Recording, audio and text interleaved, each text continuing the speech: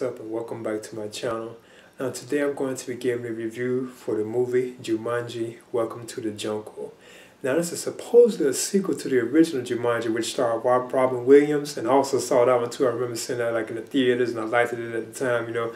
But this is actually like supposedly it's like a sequel to that particular film, but I didn't really see any like connections to like that original film, you know. But I guess like the main real connection to the film was the idea of the board game itself, which was like the first film, the original film. It ended, if I can remember correctly, with the board game like ended up on a beach.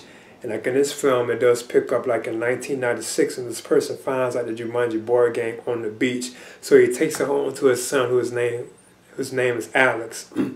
So Alex like notices like the board game, and somehow he gets like sucked into it. You don't really get to see what happens, but apparently he gets like sucked into it, but they don't really show it, you know. But then it jumps like, I think it's like the present day, like, you know, like 20 years later, you know. And you have like, these group of teenagers, you know, who are friends and stuff like at school, you know, they get into like trouble, they get put in detention and so on.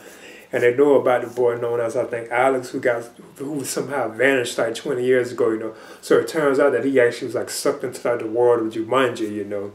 And once they are transported into the world of Jumanji, they become like the characters that they chose, you know. Like you have Dwayne Johnson, like his character known as Spencer. He completely changes. Like the way the kids actually look, you know, they actually completely change, like because they become these different characters, you know, in the actual like gaming world. Because you have like the character of Spencer, he becomes the guy that Dwayne Johnson is playing, like this like muscular looking guy, you know, he becomes him. And you have like one of the characters, I think Jack Black, you know, like his character. It's actually like, you know, he was actually a girl, you know, but once he becomes like into the world of Jumanji, he becomes like this like professor, you know, like this professor guy.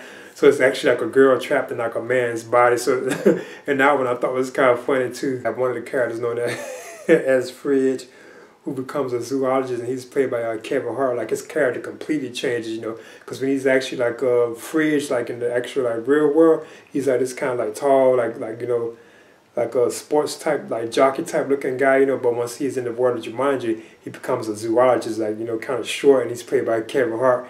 And then you have Martha, you know, she becomes like this, like, this woman, you know, that can fight real well and stuff like that. And I thought that moments out there was cool. Now, once it does get into like the world of Jumanji itself, the film is actually fun and like exciting, you know. And I think like the chemistry between the actors is pretty good too as well. Now, apparently they have to find like this jewel. They actually get the jewel itself, you know, which is given to them by this guy. You know, I'm not going to touch on him too much. But they actually have to get this jewel to this like statue, like this like cat statue, and this actual green like jewel thing that they have that's glowing. It's called the Jaguar's Eye. And to actually escape the world of Jumanji, like the game world itself, they actually have to return like this eye to like the statue, you know, of the Jaguar and put it back in.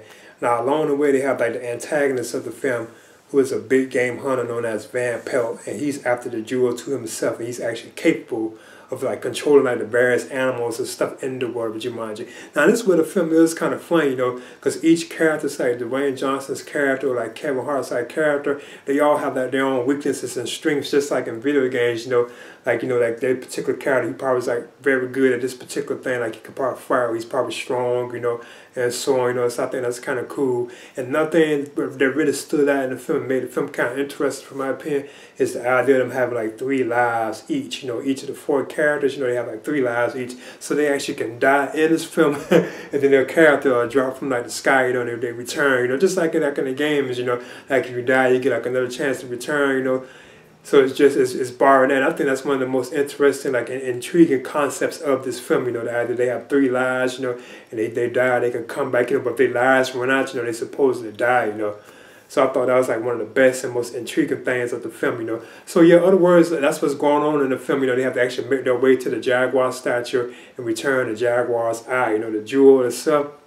And along the way, they meet this guy, you know, who's played by Nick Jonas. And he's supposed to have been trapped in the world of Jumanji for like a while. And it's obvious who his character was, you know, but I'm not going to spoil it, you know. So they actually get his help too to make their way to the Jaguar statue itself too as well.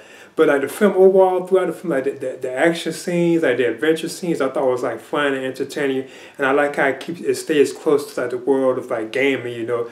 Because at one point, like one of the characters, like I think Martha, you know, like the woman that she becomes in the game world, you know, her character has to infiltrate like this camp where these like guards are, and the guards repeat their lines just like in the games, you know. They say something like, "What do you need?" You know, they keep repeating it, you know, like the AI, you know, just like they do kind of like in like the games, you know, it'd be like repetitive. Like the dialogue they use, I thought that was kind of interesting and cool that these weren't like normal guards, you know, you could tell they're actually like in a game world, you know, so I thought that was cool and awesome, you know. But yeah, like I said, once they get to that part of the film, I thought the film was very entertaining, you know, when they're like in the world of Jumanji. But like the opening film, you know, I thought for sure that I wasn't going to really like it, you know, because it was kind of like dragging and like slow and stuff, you know. The chemistry between like the kids and stuff, it was okay, but I just wasn't really feeling, you know. But once it got into the world of Jumanji, then I thought it really kind of took off, you know, and it was enjoyable, you know.